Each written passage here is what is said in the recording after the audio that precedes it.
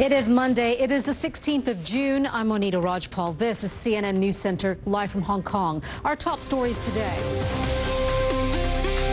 Iraq's government says it is fighting back against ISIS, with the militant group closing in on Baghdad. Iraqi state television says the country's air force has killed more than 200 militants in a city northwest of Fallujah. That claim comes as Iraq's prime minister says the northern city of Mosul has not fallen to Sunni militants.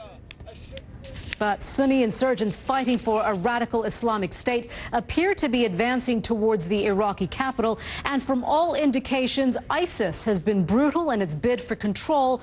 A warning now, some of the images you're about to see are disturbing. The group posted chilling photos that appear to show a mass execution of Iraqi security forces. On Friday, a tweet from what was claimed to be an ISIS Twitter account said its members have killed at least 1,700 Shiites. Well, for more on that, let's cross to CNN's Nick Robertson. He joins us now from Baghdad. And Nick, these photographs obviously showing an escalation of what ISIS is not only prepared to do, but is willing to do.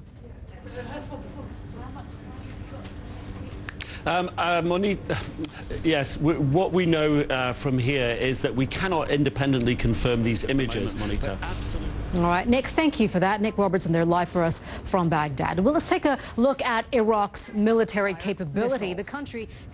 We have news just coming in from Kenya. The Kenya Red Cross says 48 people are dead after an attack in the country's south. The Interior Ministry says gunmen began shooting people in a coastal town in Kenya's south Sunday night. From London, Nema, give us what more do we know about these attacks and, of course, those that are behind it? Monita, we have had some sporadic incidents of terrorist activity, regional terror hub in the coast of Somalia. All right, Nema, thank you. Nema Albaga there, live for us from London.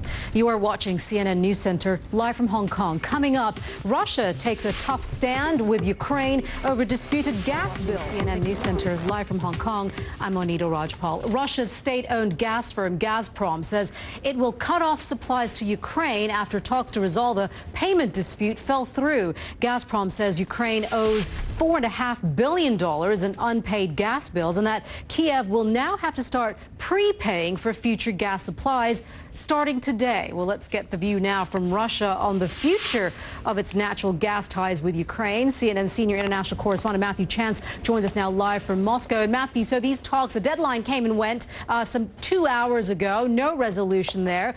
It's all well and good for us to be talking about this right now in June, but perhaps the real concern will come in the winter months, where people will be feeling those I guess the reduction of gas supplies.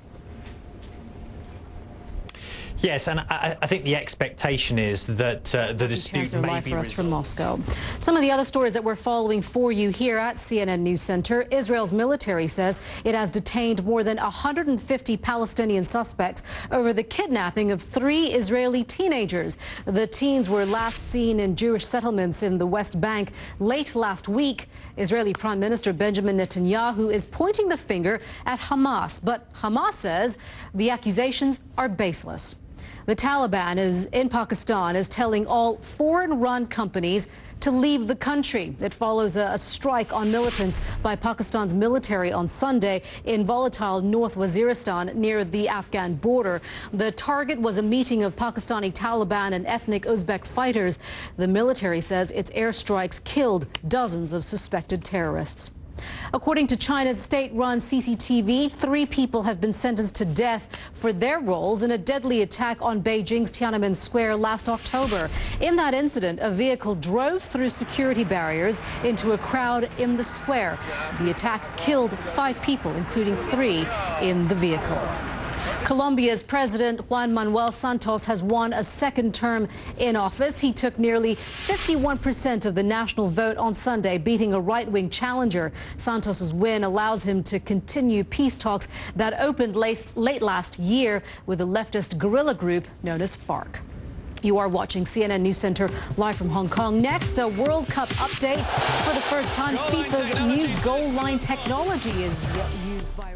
You are watching CNN News Center live from Hong Kong. It is day 5 of the World Cup in Brazil. Today, European heavyweights Germany and Portugal kick off Group to look out for today. Well, let's take a look at some of the highlights from over the weekend. Bosnia and Herzegovina scored its first ever World Cup goal, but it wasn't enough to snatch a win. Technology confirmed a goal that looked like it was barely over the line. Well, that new goal line technology is making its debut at this World Cup, introduced by FIFA to help referees. But as Alex Thomas reports, many say it's confusing for players and for fans. After more than 80 years of World Cup history, football finally introduced goal line technology to stop embarrassing high... Well, outside the stadiums, protesters have been trying to make their voices heard by approaching the game. So far, riot police have kept them at bay. In Rio, CNN's Fred Pleitgen was there as another protest unfolded. Clashes erupted here late in the evening in Rio as a demo. Well, rain and thunderstorms could threaten several of Monday's World Cup matches. Meteorologist Bedram Javahari has the forecast for us. Bedram? Hey, Monita, good Monday to you. Absolutely. Some wet weather in the forecast for a lot of people across this region. You know, to see that set up there.